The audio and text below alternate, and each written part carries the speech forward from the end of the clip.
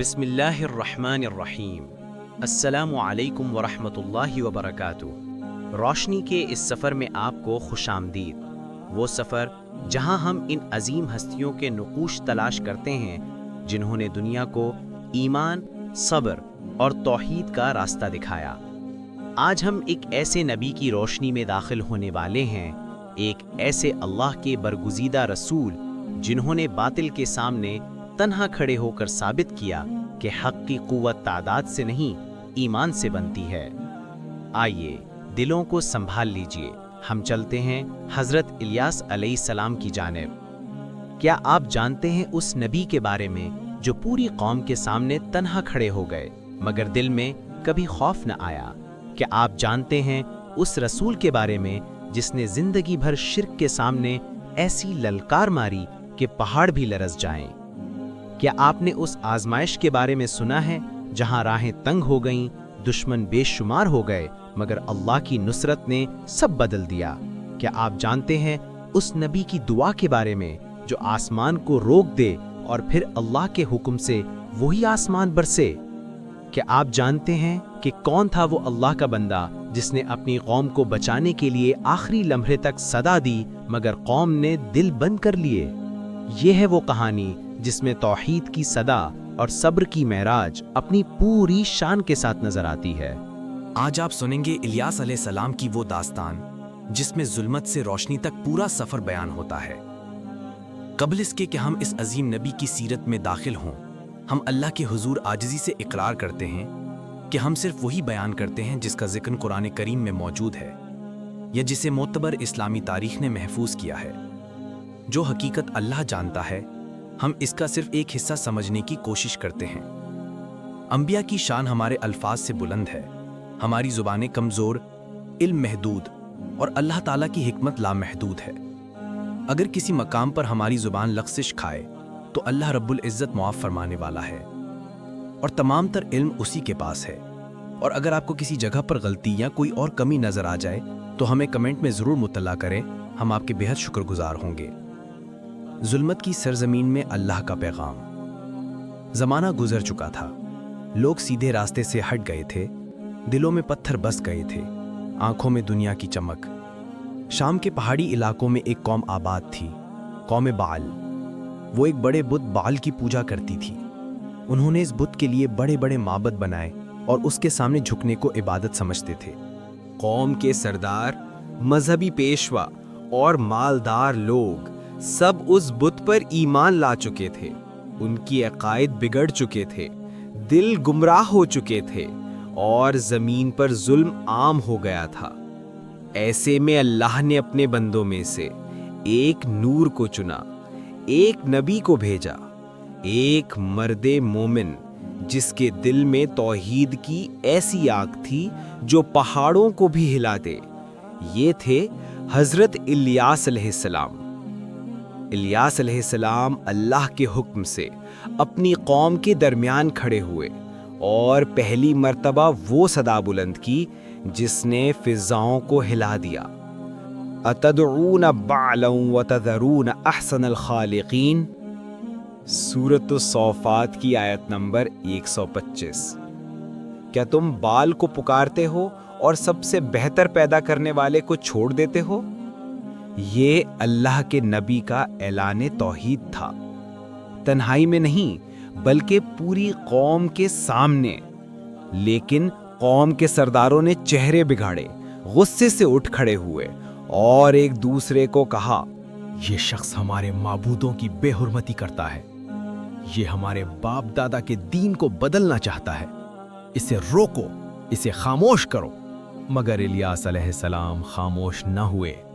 انہوں نے وہی پیغام بار بار دہرایا، اللہ ربکم ورب آبائکم الاولین، سورۃ الصافات کی آیت نمبر 126۔ اللہ تمہارا رب ہے اور تمہارے پہلے آباء و اجداد کا بھی رب ہے۔ قوم حیران تھی، ایک آدمی تنہا مگر آواز میں پہاڑوں جیسا یقین، قوم کا انکار اور تکبر۔ الیاس علیہ السلام نے انہیں اللہ کی طرف بلایا، لیکن قوم کے سرداروں نے جواب دیا، کہ ہم اپنے باپ دادا کا راستہ نہیں چھوڑیں گے۔ ہم بال کے خادم ہیں اور وہی ہمارا کارساز ہے۔ یہ وہ جملے تھے جو ایک قوم کے زوال کی شروعات بنے۔ الیاس علیہ السلام کے دل پر یہ سب گراں تھا، مگر وہ جانتے تھے راستہ نبی کا ہوتا ہے اور نتیجہ اللہ کے ہاتھ میں۔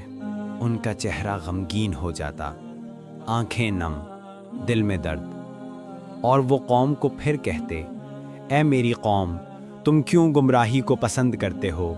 اللہ کی طرف پلٹو، وہ تمہیں معاف کر دے گا۔ مگر ان کا جواب وہی رہتا، انکار، ہٹ دھرمی، تکبر۔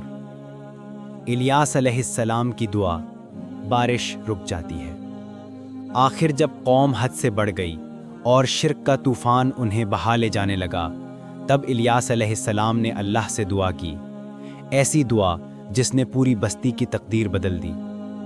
انہوں نے اللہ سے کہا، اے میرے رب، ان لوگوں کے دل قساوت میں ڈوب گئے ہیں، ان پر تیری نشانی ظاہر ہو جائے، شاید یہ لوٹ آئیں۔ اللہ نے ان کی دعا قبول فرمائی، اور پھر زمین پر بارش کے دروازے بند ہو گئے، بادل غائب، ہوائیں خشک، زمین پھٹنے لگی، کھیت جلنے لگے، نہریں سوکھ گئیں، قوم حیران، جانور مرنے لگے، اور پہلی بار انہیں احساس ہوا یہ معاملہ معمولی نہیں، یہ اللہ کی پکڑ تھی۔ لیکن وہ پھر بھی باز نہ آئے، ان کے بال نے بارش نہ لائی، ان کے معبود بے بس کھڑے رہ گئے۔ اور اب پوری قوم الیاس علیہ السلام کی طرف مڑنے لگی، مگر توبہ کے لیے نہیں، انتقام کے لیے۔ بارش کا معجزہ اور اللہ کی نصرت۔ الیاس علیہ السلام کی دعا کے بعد اللہ کی قدرت نے مظاہرہ کیا، بارش رک گئی تھی، زمین سوکھی اور ہر چیز مایوس کن حالت میں تھی۔ لیکن نبی کی دعا کے بعد اللہ تعالیٰ نے نشانیاں دکھائیں تاکہ قوم کے دل نرم ہوں۔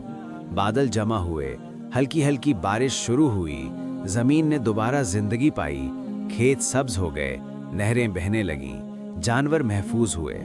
یہ تھا اللہ کا معجزہ، ایک نبی کی خالص دعا کا اثر جو پوری قوم کی تقدیر بدل سکتا تھا۔ قوم کا آخری رد عمل۔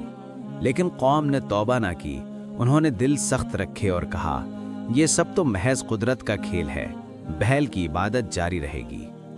الیاس علیہ السلام نے انہیں آخری بار نصیحت کی، اے قوم، یہ دنیا کی عارضی نعمتیں ہیں، اللہ کی راہ سے نہ بھٹکو ورنہ تباہی تمہیں گھیر لے گی۔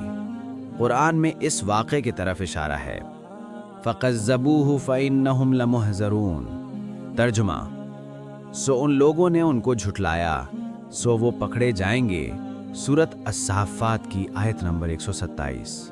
الیاس علیہ السلام نے سب کچھ صبر اور ایمان کے ساتھ برداشت کیا۔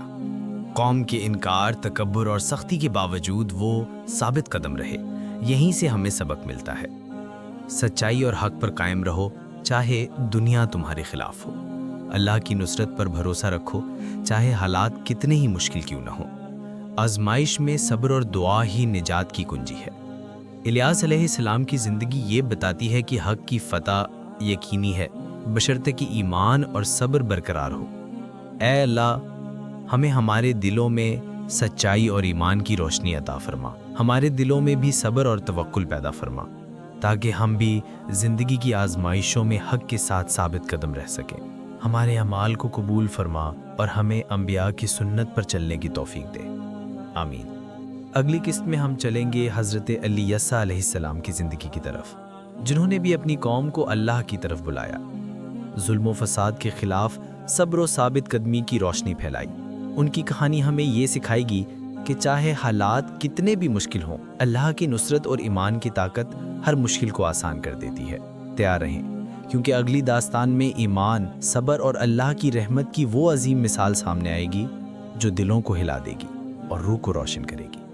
اور آخر میں اللہ تعالیٰ سے دعا ہے کہ اللہ ہمارا خاتمہ ایمان پر کرے اور ہدایت والی زندگی نصیب کرے، آمین۔ اپنا خیال رکھیے گا، جلدی ملتے ہیں ایک نئے روشنی کے سفر کے ساتھ۔